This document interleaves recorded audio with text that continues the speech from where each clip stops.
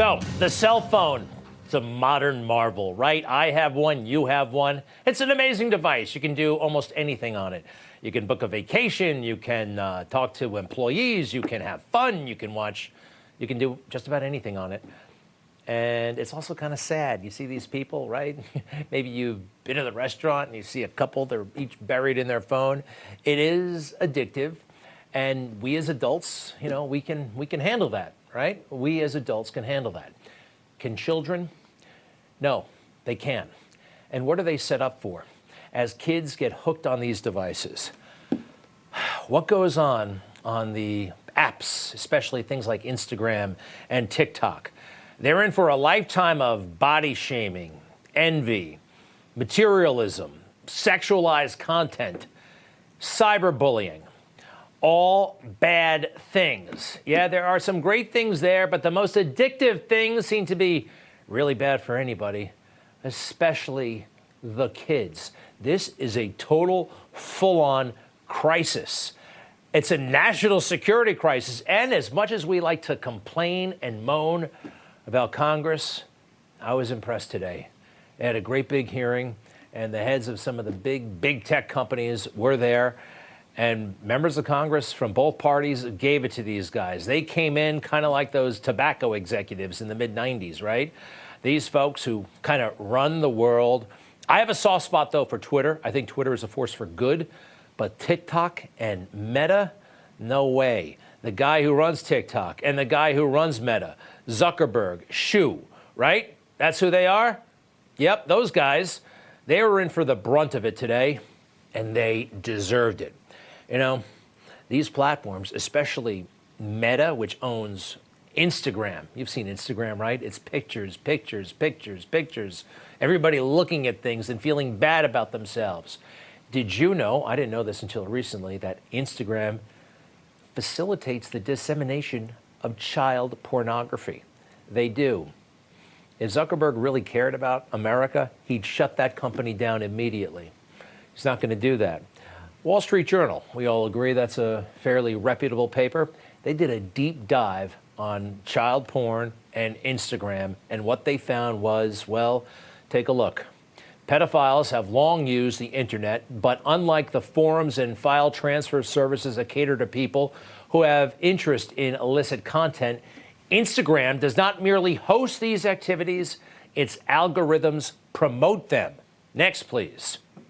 Instagram connects pedophiles and guides them to content sellers via recommendation systems that excel at linking those who share niche interests, the journal and the academic researchers found, academics from Stanford. Next, please. The sexualized accounts on Instagram are brazen about their interest. The researchers found that Instagram enabled people to search explicit hashtags, such as, this is tough to say, pedo whore, and hashtag preteen sex, and connected them to accounts that use the terms to advertise child sex material for sale. Next. Such accounts often claim to be run by the children themselves and use overtly sexual handles incorporating words such as, you can read the rest. Instagram has allowed this to happen, and there is absolutely no excuse in the world. Mark Zuckerberg, the guy who started that place, right? He's actually married to a pediatrician. He has no excuse. They know the harm that they are causing to children. Priscilla Chan is her name. She's a doctor. I'm sure she cares about children. But Facebook, this thing, its roots are kind of scuzzy in a way. When he was at Harvard, you know what Facebook was originally? A way for him and his tech pals to rate the appearances of girls. Hot or not? Hot, not hot? Facebook. What kind of face do they have? That's how it all started, actually. And that's kind of what it still is. Anyway, this company is dangerous to the American people. And I don't know what they can actually do, but man, they were good today. Lindsey Graham, he goes both ways on issues. Sometimes you can count on him, sometimes you can't, but I liked him today, the Republican of South Carolina. There's no commission to go to that can punish you. There's not one law in the book because you oppose everything we do, and you can't be sued. That has to stop, folks.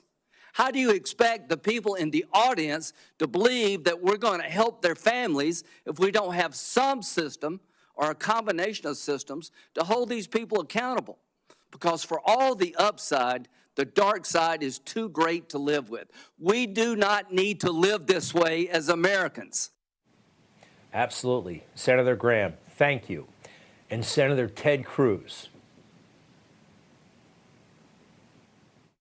These results may contain images of child sexual abuse. And then you gave users two choices: get resources or see results anyway.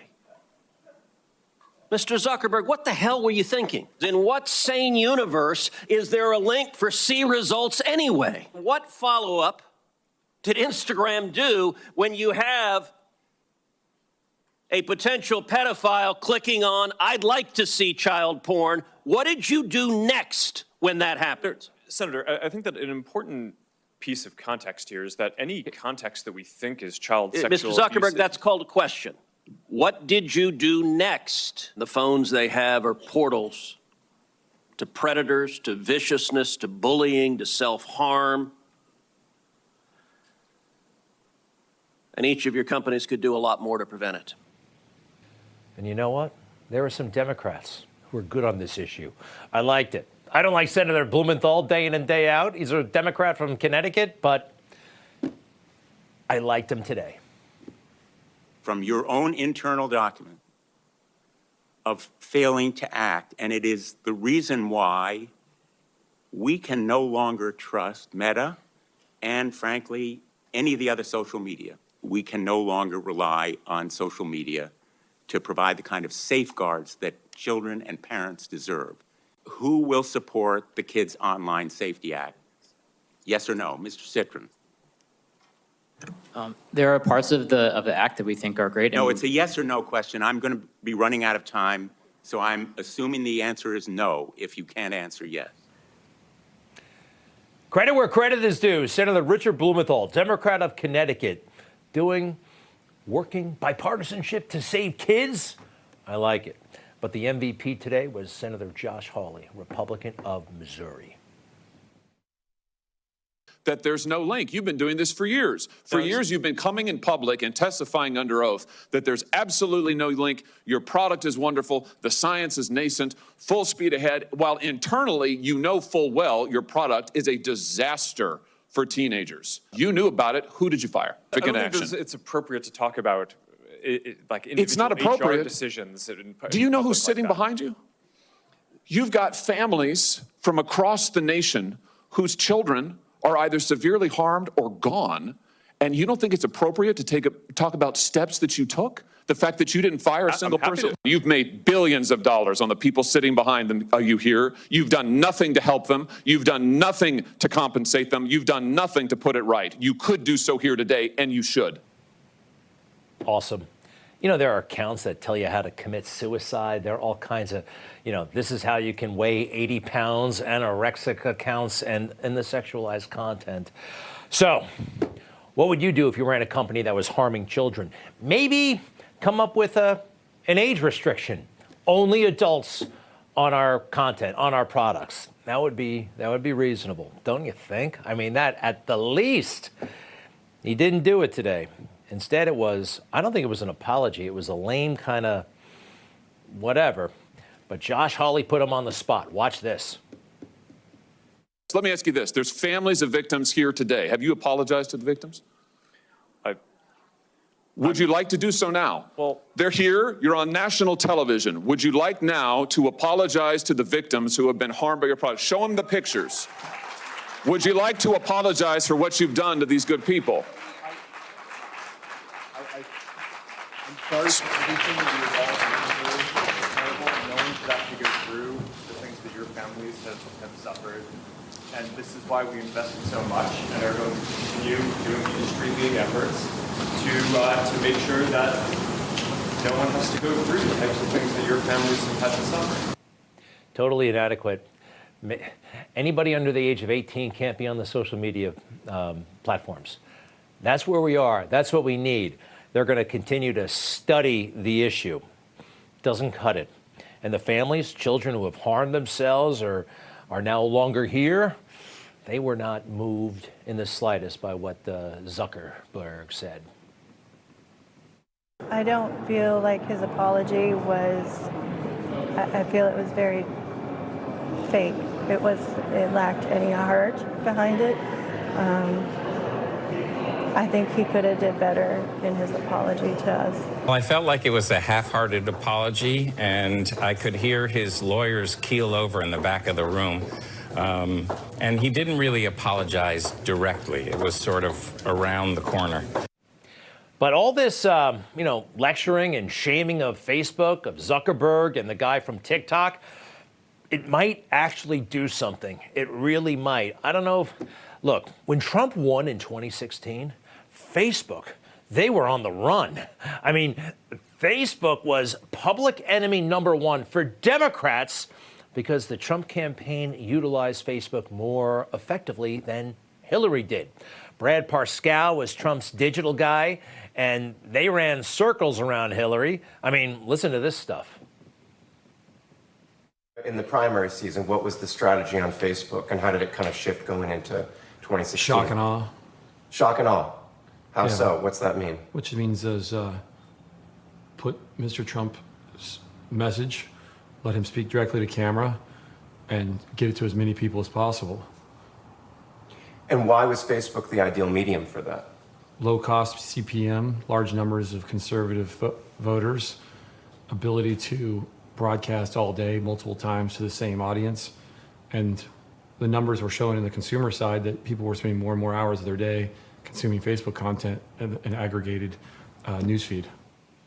Well, that's impressive, right? They did it, and Democrats were furious. And they yelled and screamed at Mark Zuckerberg. In 2017, 2018, 19, they dragged him to Capitol Hill.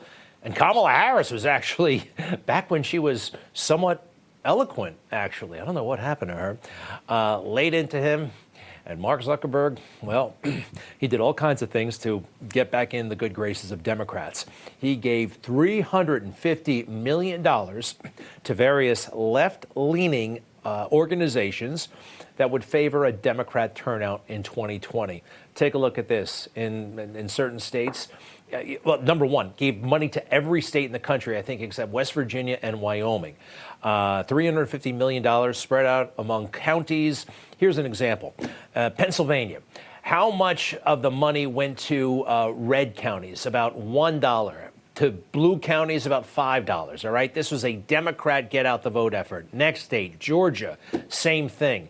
They were greasing the entire system for Democrats to win in 2020.